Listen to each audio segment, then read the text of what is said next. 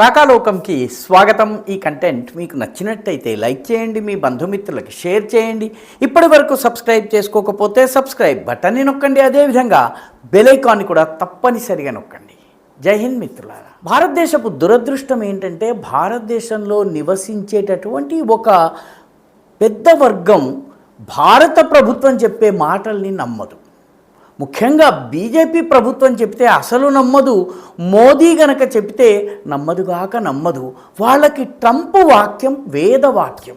Trump చెప్పేది లేకపోతే ఆయన చెప్పేటటువంటి మాటలు బాబా వాక్యం ప్రమాణం అన్నట్టుగా ట్రంప్ బాబా గారు ఏం చెప్పారో అదే సత్యం అని భావిస్తారు. హఠాత్తుగా ట్రంప్ ఒక స్టేట్మెంట్ ఇచ్చారు. ఆ స్టేట్మెంట్లో ఏమన్నారంటే భారతదేశానికి రష్యా నుంచి చమురు దిగుమతి చేసుకోవడం కోసము మేము నెల రోజుల పాటు అనుమతిస్తున్నాము. అంతేకాకుండా దాని మీద టారిఫ్స్ అన్నీ కూడాను మేము వేవ్ ఆఫ్ చేస్తున్నాము అన్నారు. ఈ స్టేట్మెంట్ వినగానే మన దేశంలో ఉన్నటువంటి కుహనా సెక్యులర్ వర్గాలకి, జాతీయవాద వ్యతిరేక శక్తులకి అదిగదిగో ట్రంప్ పర్మిషన్ ఇచ్చేశాడు, ట్రంప్ యొక్క పాదాలను మొక్కేస్తుంది బీజేపీ ప్రభుత్వం, ఇలాంటి రకరకాల కబుర్లు చెబుతున్నారు. ఏకంగా సోషల్ మీడియాకి ఎక్కేసేసి మన ప్రభుత్వం అమెరికాకి దాసోహం అయిపోయినట్టుగా మాట్లాడుతున్నారు. వాస్తవం ఏంటంటే ట్రంప్ యొక్క ఎనర్జీ సెక్రటరీ, ఆయన ప్రభుత్వంలోనే ఉన్నటువంటి ఎనర్జీ సెక్రటరీ భారత ప్రభుత్వాన్ని అభ్యర్థించాడు. ఏమని అభ్యర్థించారు? మీరు రష్యా నుంచి ఇప్పుడు తీసుకుంటున్న దానికన్నా ఎక్కువ చమురు తీసుకోండి, దానిని కొద్దిగా రిఫైన్ చేయండి, రిఫైన్ చేసిన తర్వాత యూరోపియన్ దేశాలకు అమ్మండి. ఎందుకంటే యూరోపియన్ దేశాల్లో చమురు సంక్షోభం రాబోతోంది ఈ ఇరాన్ యుద్ధం వల్ల. కాబట్టి యూరోపియన్ దేశాలను తమ వైపు ఉంచుకోవాలన్నట్టయితే యూరోపియన్ దేశాల చమురు ఇంధన అవసరాల్ని తీర్చాలి. ఇంధన అవసరాల్ని తీర్చాలంటే రష్యా దగ్గర చమురు ఉంది, రష్యా దగ్గర చమురు తీసుకోవాలంటే భారత్ మాత్రమే కొనుగోలు చేయగలదు. కాబట్టి భారత్ ద్వారా కొనుగోలు చేసి కొద్దిగా రిఫైన్ చేస్తే యూరోప్ కొనుక్కుంటుంది, మా మీద కాస్త కోపం తగ్గుతుంది. ఇది యుఎస్ ఎనర్జీ సెక్రటరీ చెప్పినటువంటి మాట. డొనాల్డ్ ట్రంప్కి బొంబాస్టిక్ క్లెయిమ్స్ చేయటం అనేది అలవాటైపోయింది. కాబట్టి మేము అనుమతి ఇచ్చేసాము, టారిఫ్లు వేవ్ చేశామని అన్నారు. ఆ ఒక్క ముక్కని పట్టుకుని మన దేశంలో ఉన్నటువంటి వాళ్ళు ఒక వర్గం చాలా హడావిడి చేసేస్తున్నారు. భారత్ అమెరికాకి దాసోహం. వాస్తవం ఏంటి? గత అనేక సంవత్సరాలుగా యుక్రెయిన్ యుద్ధము ప్రారంభం అవడానికి ముందు నుంచి భారతదేశము రష్యా నుంచి ప్రతిరోజు 1 మిలియన్ బ్యారెల్స్ చమురు దిగుమతి చేసుకుంటోంది. అంటే నెలకి 30 మిలియన్ బ్యారెల్ల చమురు మన దేశం దిగుమతి చేసుకుంటోంది. ఇది 3-4 సంవత్సరాల నుంచి కొనసాగుతోంది. యుక్రెయిన్ యుద్ధ సమయంలో కూడా ఆగలేదు.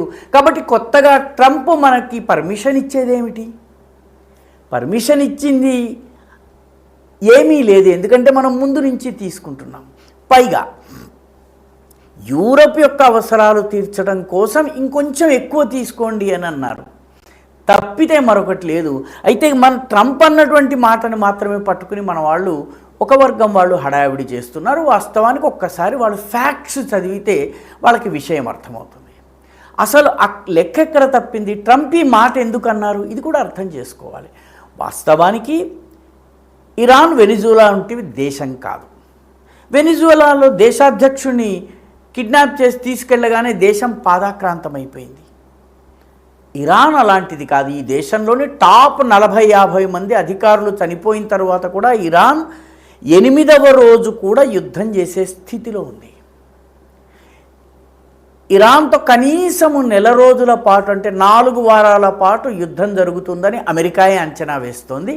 ఆ అంచనా ఇప్పుడు ఇంకా కొంచెం ఎక్స్టెండ్ చేసే పరిస్థితులే కనిపిస్తున్నాయి. ఇరాన్ తట్టుకుని నిలబట్టమే కాకుండా ఇరాన్ తన బలాన్ని, సత్తాని చూపించేటటువంటి పరిస్థితి ఉంది. ఎందుకంటే ఇరాన్ ఈ యుద్ధం కోసము 20 సంవత్సరాలుగా తయారు చేస్తోంది. 20 సంవత్సరాలుగా సంసిద్ధమై ఉన్న దేశము వెనిజులా లాగా ఒక రోజులో సరెండర్ కాదు. పర్యవసానంగా ఇరాన్ యుద్ధము పెరిగే కొద్దీ స్ట్రెయిట్ ఆఫ్ హార్ముజ్ని మూసివేయటము, అదేవిధంగా బాబెల్ మ్యాండబ్ జలసంధి ఏదైతుందో దాన్ని మూసేసినట్లయితే ప్రపంచ చమురు లావాదేవీలు స్తంభిస్తాయి, యూరోపియన్ దేశాలకు ఇబ్బంది కలుగుతుంది. ఈ యూరోపియన్ దేశాలు తమ ప్రయోజనాల విషయంలో ట్రంప్ని ఈ యుద్ధం అవసరమేమిటని నిలదీస్తాయి. అందుకని ట్రంప్ గారు తన ఎనర్జీ సెక్రటరీ ద్వారా భారత్ని రిక్వెస్ట్ చేశారు. మన పత్రికలు కూడాను పూర్తి వార్త ఇవ్వవు కాబట్టి ట్రంప్ ఏదో అనేశాడు, మనం దాసోహం అన్నటువంటి మాట మాట్లాడుతున్నారు. నిజంగా భారత్ దాసోహమే గనక అయి ఉంటే ఇరాన్కి చెందినటువంటి యుద్ధ నౌక లవాన్కి మార్చి 4వ తారీఖు నుంచి మన కొచ్చి డాక్లో, మన కొచ్చి నేవల్ బేస్లో స్థావరం వేసి ఉంచేందుకు అందులో ఉన్నటువంటి ఇరానియన్ నేవల్ ఫోర్స్ వాళ్ళని దిగి అక్కడ మకాం వేసేందుకు ఎలా అనుమతిస్తుంది? వీళ్ళ లెక్క ప్రకారం అమెరికా అనగానే దాసోహమని గజగజలాడాలి కదా. అమెరికా శత్రుదేశమైన ఇరాన్కి చెందిన లవాన్ అనే యుద్ధ నౌకకి ఎలా ఆశ్రయమిస్తుంది? ఇంకొక యుద్ధ నౌక దేనా అనేటటువంటి యుద్ధ నౌక వాస్తవానికి భారతదేశం మా కొచ్చి డాక్లో మీరు డాక్ చేసి ఉండండి, ఇక్కడ ఉండండి, మీకు సంక్షేమం ఉంటుంది, మీకు భద్రత ఉంటుందని చెప్తే అది వినకుండా వెళ్ళింది శ్రీలంకలోని గాలేకి 20 నాటికల్ మైళ్ళ దూరంలో అమెరికన్ సబ్మెరీన్ దాన్ని కూల్చేసింది. మన మాట విని ఉంటే Dena Iranian naval ship Dena కూడా బ్రతికుండేది, ఇబ్బంది లేకుండా ఉండేది. లవాన్ ఏ రకంగా సురక్షితంగా ఉందో ఆ రకంగా సురక్షితంగా ఉండదు. అంటే దీని అర్థం ఏంటి? భారత్ అమెరికాకి భయపడితే ఇరానియన్ నౌకలకు డాక్ చేసేటటువంటి అనుమతి ఎందుకు ఇస్తుంది? భారత్ ఒకవేళ అమెరికా అనుమతి కోసమే ఎదురు చూసినట్టయితే గత 4-5 సంవత్సరాలుగా నెలకి $1 మిలియన్, రోజుకి $1 మిలియన్ చమురు ఎందుకు దిగుమతి చేసుకుంటుంది? దురదృష్టం ఏంటంటే ఈ దేశంలో ఈ విషయాలు మన మీడియా చెప్పదు. రెండవది, ఈ దేశంలో అబద్ధాలను ప్రచారం చేసి ఏదో ఒక రకంగా మోదీ ప్రభుత్వాన్ని విమర్శించేసి ట్రంప్కి పాదాక్రాంతం అయిపోయిందని చెప్పేటటువంటి ఒక వర్గం ఉంది. ఆపరేషన్ సింధూర్ సమయంలో కూడాను మన దేశము, మన సైన్యము, మన సైనికాధికారులు, మన ప్రధానమంత్రి చెప్పినటువంటి మాటల కన్నా డొనాల్డ్ ట్రంప్ మాటలకు ఎక్కువ విలువిచ్చినటువంటి వాళ్ళని మనం కళ్ళారా చూసాము. ఇప్పుడు ట్రంపే కాదు, ప్రపంచవ్యాప్తంగా ఉన్నటువంటి యుద్ధరంగ నిపుణులందరూ భారత్ యొక్క విజయం గురించి చర్చిస్తున్నారు. కనీసం మేము తప్పుగా అర్థం చేసుకున్నాం, మమ్మల్ని క్షమించండి అని కూడా అనేటటువంటి నైతికమైనటువంటి స్థైర్యము ఈ విమర్శకులకు లేదు. అది భారతదేశపు దురదృష్టం. ఈ వీడియో మీకు నచ్చినట్టయితే లైక్ చేయండి, షేర్ చేయండి, ఈ ఛానల్కు సబ్స్క్రైబ్ చేయండి. మీ అభిప్రాయాన్ని కమెంట్ల రూపంలో తప్పనిసరిగా పంపించండి.